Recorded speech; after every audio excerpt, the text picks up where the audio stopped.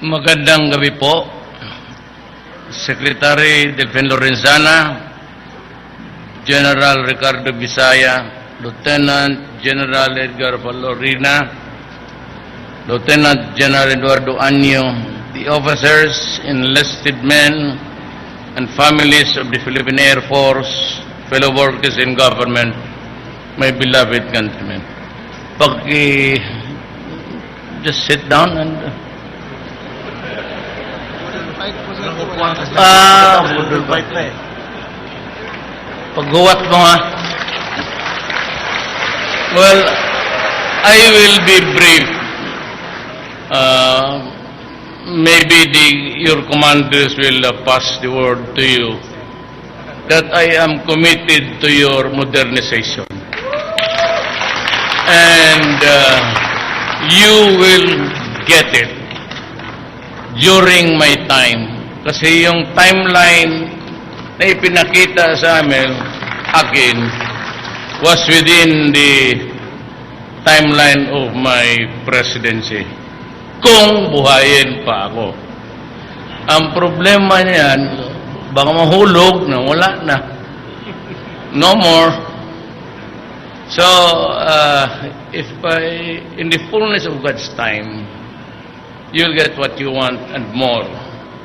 Ganito yan eh.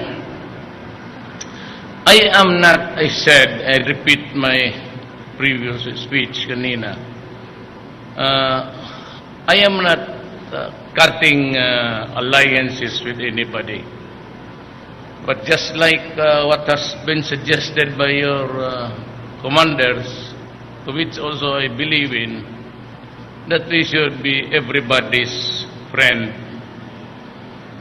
I do not see any war, yung talagang second or first world war involving the might of arms.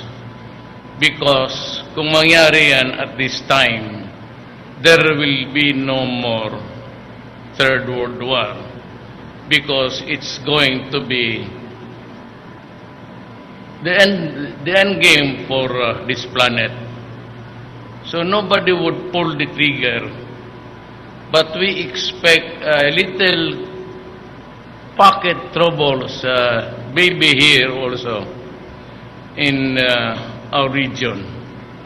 But I am sure that it will not really go out of control, and it will be limited to nations with their interest in Asia. Ako at this time, I said, we are not cutting umbilical cords, but I would not also want to place my country in jeopardy. Ayaw ko yung mga hostile na, yung pang-away ng galaw.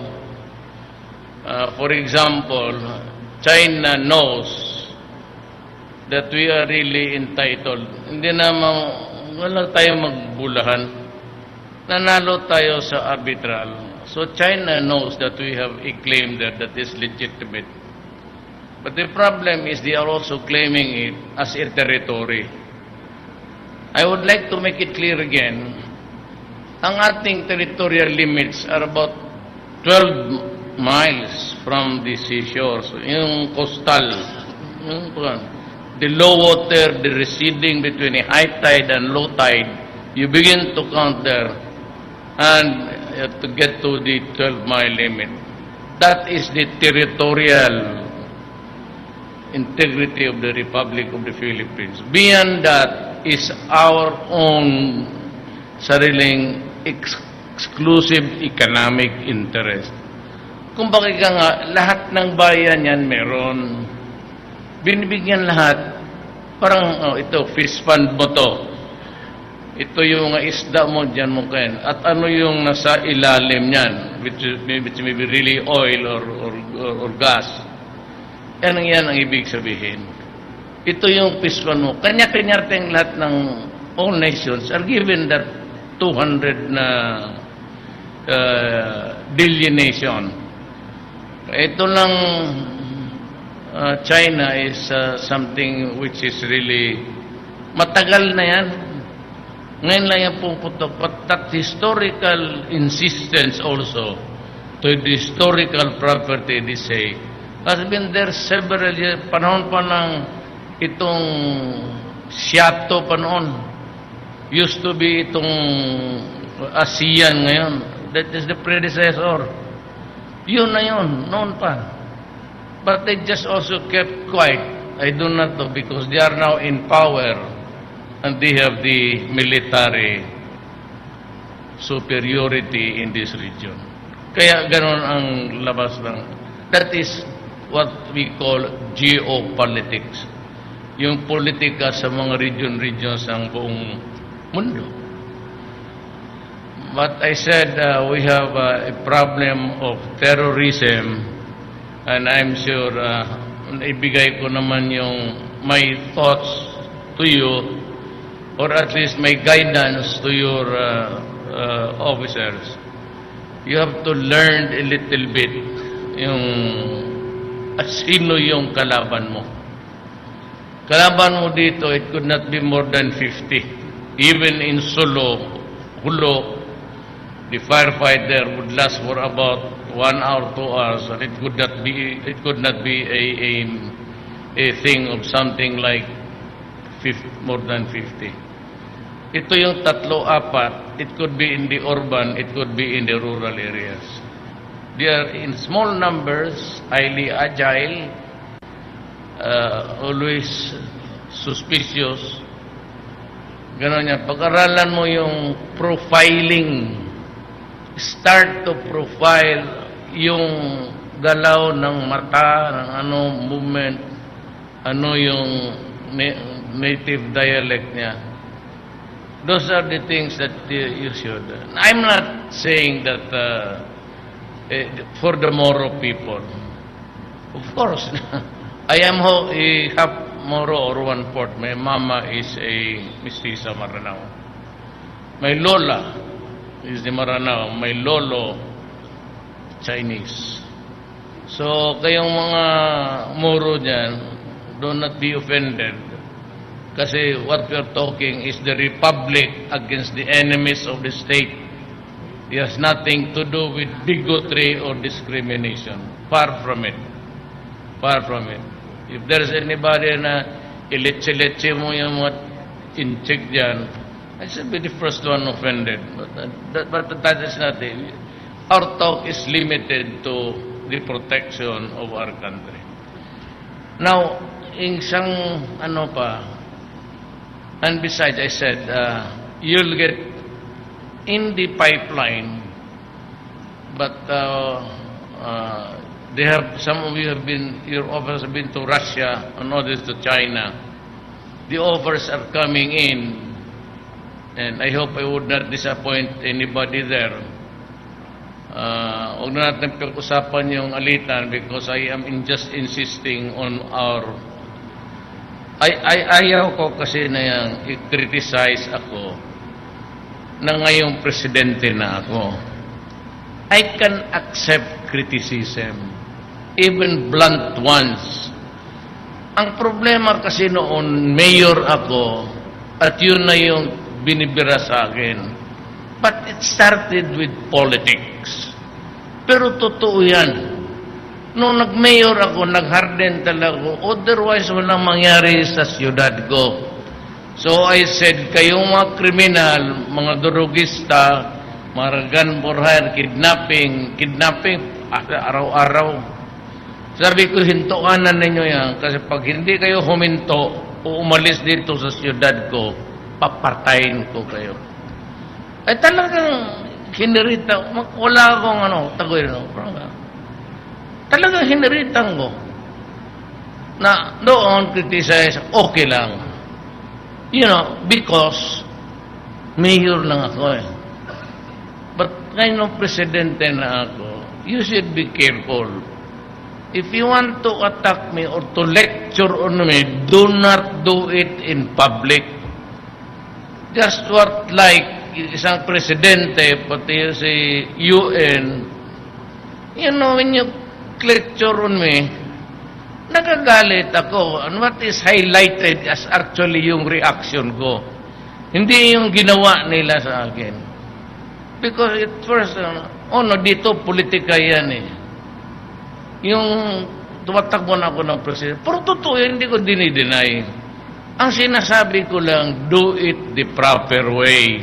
If you want to criticize me, you bring the matter to the United Nations. Tapos tawagin nilang attention ko, then I will answer. Maybe in writing or send somebody there. If I cannot go there personally. Huwag naman yan basta tayo because hindi mo ako bata-bata. Hindi mo ako empleyado. Kaya, pagka ganoon mo ako, ang respect ko sa iyo is talagang minumura kita. Who are you to lecture on me? May problema ako dito, sabi ko nga, sabi ng PDEA ni General Santiago, 3 million. Ngayon dito sa atin, by the hundreds of thousands, kung yun ang dagdag sa 3 million, it's about 3,700,000 addicts, which I have to worry until I die.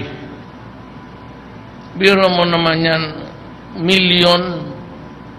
And you know, I am operating on this budget. Because this budget was nung isang taon pa yan. It is really the budget of Aquino. It was not prepared by me. And he prepared it the other year. And who would have foreseen? Sino ba nang may akala sa panahon ko nang inipit ko na lahat, lumabas na, piniga ko ang mundo ko sa Pilipinas, naglabasan lahat dito yung mamang. Pagkanoon ko, lumabas na, totoo. Nakita mo naman ang nag-surrender. So where do I place him? So, ito si Duterte, bakit ipatay? Hindi niya i-rehab. Sana maghanap ng rehab? Ang Air Force may budget, sarili, akin. Wala namang budget for rehab na for the so many thousands na tinamaan. Because it's not in the budget of this year. So, tanong lang muna ako, yung mga pare nagtutulong-tulong, salamat naman. But you know, yung this might outlast me or me interdicting it and putting it to stop. Ang hiniing ko lang sa inyo, kayong mga sundalo ng Pilipinas, kung it will outlast me at nandyan pa yan, wala na ako. Bilang lang naman ng isang presidente, I would just like to ask you a favor. Huwag ninyong hayaan na talagang itong country will take a deep spin and because you will compromise our children and their children. Yung mga apo ninyo. So, yan lang yun ko. Baski nasabihin ninyo,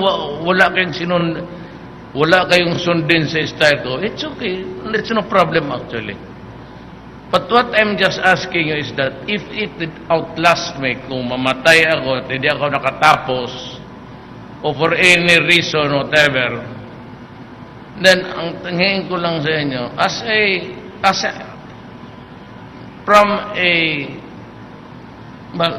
your commander to, isa lang. Huwag mo lang hayaan ang kawawa ang Pilipinas pag gano'n. Kawawa talaga. And the reason why wala akong magawa ito, because pumasok ang police, pumasok ang huwes, pumasok ang politiko. Yan sa Quezon kay Alcala, publicly sabihin ko siya, totoo yan. Ginanong ko lang kasi, alam mo, marunong mag-maneuver. Hayaan mo muna, sabi ko, para i-timing mo. Kasi kung malaman nila yun, wala kang makuha dyan because of their connections. Mayor dito, yung governor. And to think na kung hindi ako na presidente, hindi mo masita itong mga to. Mayor? Eso. Puro bodyguard, puro pulis, puro mga hudlom. Kasi pati yung pulis takot. Kung unit ka lang dyan. It was not tempted. Sabi ko sa kanila, nagmura ako. Bigyan ko kayo ng 24 oras. Kundi patayin ko kayo. Yung panahon nakita natin, tatakbo-takbo sila, pawis-pawis. Kung hindi ako namira, hindi mangyari yun. Maniwala nga. And I'm not trying to pull my own chair. I'm not saying that the only one. Pero, karaming pero yung, kami yung si stage, ni isa doon, ulit po yun. Magsabi, harap-harapan,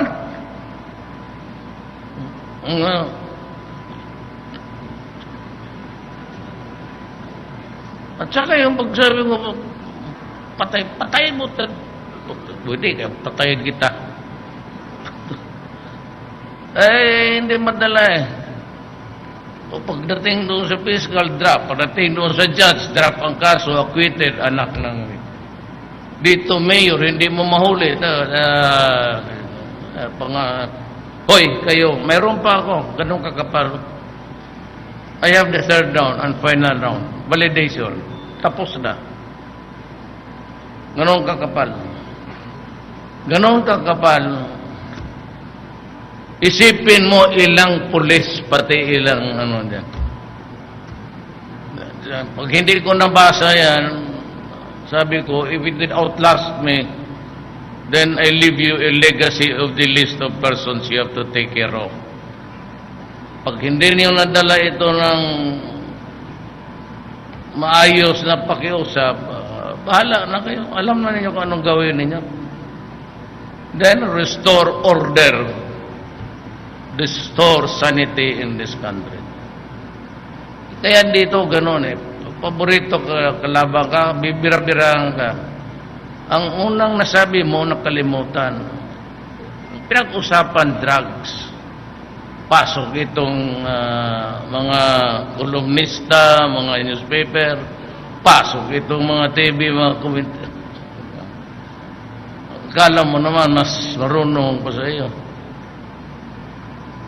Anyway, diyan ang pakiusap ko. Mag-retraining kayo sa ating pati yung bakbakan. But I said, I will be acquiring more arms. Pero yung inyong traditional na modernization, yun na yun. Yun na yun. Tapos pagpabili ko pa yung ibang lupa na gobyerno na if I can raise money. Then, gusto ko magkaroon tayo ng 5,000 fighters para yung ipanlaban natin sa tao na mismo, ibunggo mo na. Tapusin mo. Hindi na arbas-arbas, ihulog mo doon sa kanya. Well, anyway, I said, you have my support. Give me time, you will notice in your pay sa August, nandyan na yung increase ninyo. Double yung salaries ninyo. As I lectured kanina, you have the MRI, you have the barrack. The barrack is the one that's important sa battlefield.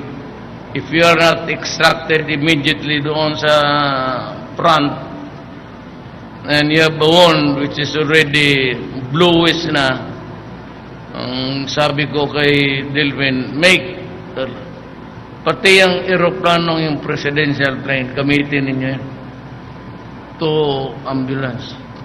Kung wala kayong panahon na ayusin yan, di paupuin mo lang dyan, sirain mo yung dalawang upuan, higain mo dyan. Use the presidential plane sa ako, okay na ako sa PAL, pati Cebu Pacific. Okay man yan, mas safe dyan, may kap-kap. Okay wala. I mean, I do not say any danger there sa... Kasi ang China, nagsabi daw, they are worried of me. Kaya nag-open na magbigay ng aeroplano ko na Jesus, yan na. Baka walang fuse yan isa, putok nung isa, tapos na. They are also thinking of the other guy. Alam mo na, nagsusabi siya, baka ito ipa ganon kasi hindi ako, I am not anti-American. I said, we are not severing our ties, military ties. Nandyan yan eh. Who am I to abrogate a treaty? What I'm just saying is, we'll just follow an independent. Kung gusto natin magbili dito, kung libre ito, pwede din natin kunin. Kaibigan, salamat. Dito, Mayor, ito, regalo namin sa iyo. Ito na plano. Sige, bigay ko sa Air Force. Gamitin nyo yan. Kasi, bahala kayo dyan. Inyo na yan. So that is it. It's almost 5 billion plus yung sabi ko kaya isang komanda lang yung medical services. Isang komanda lang sa wala na yung separate checker kasi magbayaran-bayaran pa kaya magulo. Saka I want a clearer line there sa kasi lastly 2 minutes. Alam mo nakasira sa bayan natin. Alam mo nakasira sa bayan natin. Sabi ko, para tayong nasa runway, nakaganon. Tangina na, ang piloto, sige lang, nagsabi na yung tower, take, lift ka na, lift. Hindi magaling, kaya corruption. Taas, pati baba.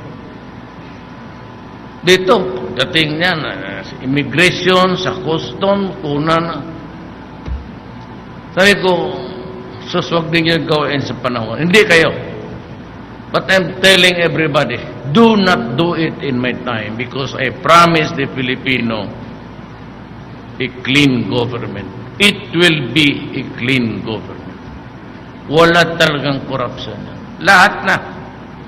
Pati ang exemption of taxes na waiver ng billion sa taas. Billion ang laro nila dito, maniwala kayo. We have a receivable from an energy plant of 7 billion. Ni-waive. For what reason, I really do not know. And only one man can waive it. 7 billion i-waive mo for what? So, walang bayaran dito. Basta mayaman, lusot yung mga aeroplano. Ngayon, everybody will just have to behave. Wala tayong problema because kayo regimented to behave. Ang korupsyon sa gobyerno, ang yan mo, tignan mo. Makapatay ako ng 1, 2 o 3 direktor, titiro itong putang inang bayan na to. Well, anyway, it's time to eat, and I may join you, but I cannot stay long because I have some members of the cabinet also to. Alam mo, hanggang umaga ako, alas 2, alas 3 ya. Kaya kung magturo kayo, magpresidente ka, ay nako, gawain ka lang clerk. Pag buwi ko sa gabi na doon sa kwarto ko, alaman man ninyo yan. Nakapatong yung folder ng Department of Labor, Department of Foreign Affairs. Tapos mag-annotation siya, okay, yung marginal. Dito nabasa mo na. Yan. Pagdating doon sa palasyo, ilang kwarto, ganun-ganon ka. Abot ka ng kagabi, alas 2. Kaya kung anong makuha mo? Wala. Sige lang, lipad doon, lipad. Bagay, punta ka ng mga kampo dito. Yan, natrabaho ng presidente. Gano'n. Che, tapos wala na. Kapoy masyado. Ang sweldo, 130,000. Cruising the bars ka lang. Mas mabuti, pero na gano'n ng bars, may karga, may kita ka pa. Tanginang yan. Mali, pero were it not for, I said.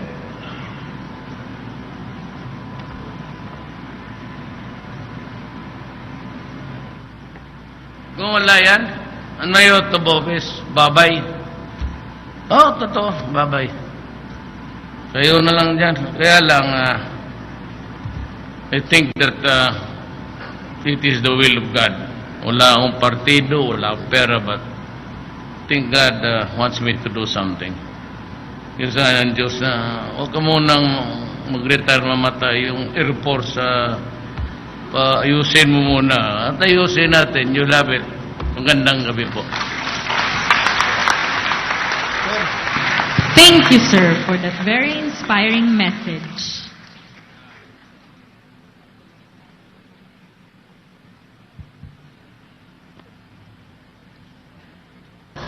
Ating pong natunghayan ang naging talumpati ni Pangulong Rodrigo Duterte sa harap ng mga miyembro ng Philippine Air Force kung saan siniguro niya ang commitment ng kanyang pamahalaan sa modernisasyon ng Armed Forces of the Philippines at mangyayari umano ito sa ilalim ng kanyang termino. Siniguro rin ng Pangulo ang dagdag o pagdodoble sa sahod ng mga sundalo sa lalong madaling panahon. Iginiit ng Pangulo Duterte na hindi niya pinuputol ang alyansa ng Pilipinas sa ibang bansa, ngunit ayaw niyang ilagay sa panganib o alanganin ang ating bansa. Nilinaw din ng Pangulo na hindi siya anti-America, ngunit iginiit niya na independent ang Pilipinas. At ayon pa sa Pangulo, karapatan ng Pilipinas ang mga teritoryo na nasa loob ng exclusive economic zone ng Pilipinas na sa West Philippine Sea na napanalunan ng ating bansa sa Permanent Court of Arbitration. Sa ngayon ay natutunghayan pa rin natin ang live video na bahagi pa rin ng programa sa pakikipag-usap ng Pangulo at tila binigyan siya ng jacket ng na mula sa mga miyembro ng Philippine Air Force. At agad naman itong sinuot ng Pangulong Duterte. May nakahanda ring budal fight, ngunit hindi natin alam kung makikisalo sa mga sundalo ang Pangulo. Yan, nakikita po natin yan live mula sa Villamor Air Base sa lungsod ng Pasay. At sa kanya naging talumpati rin, nilinaw ni Pangulong Duterte na bukas siya sa kritisismo. Ngunit iginiit niya ang kahalagahan ng kampanya ng kanyang pamahalaan kontra droga. Ayon pa sa Pangulo, ang kritisismo ay dapat ginagawa sa tamang paraan. Kung hindi umano malulutas ang problema sa droga sa ilalim ng kanyang pamumuno, hiling niya sa mga sundalo, wag hayaang malulong sa droga ang mga susunod pang henerasyon ng mga Pilipino. Kinumpirma din ni Pangulong Duterte ang pagkakasangkot naman sa droga ni Lucena City Mayor Roderick Alcala at tungkol naman sa usapin sa good governance ay sinabi ng Pangulo na ang numero unong problema ng Pilipinas maliban sa droga ay ang korupsyon. At ito umano ang pangunahing nakasisira sa ating bansa. Mula umano taas hanggang baba ng mga namumuno sa mga organisasyon sa pamahalaan ay sangkot sa korupsyon. Nangako ang Pangulong Duterte ng malinis na pamamahala sa ilalim ng kanyang pamumuno.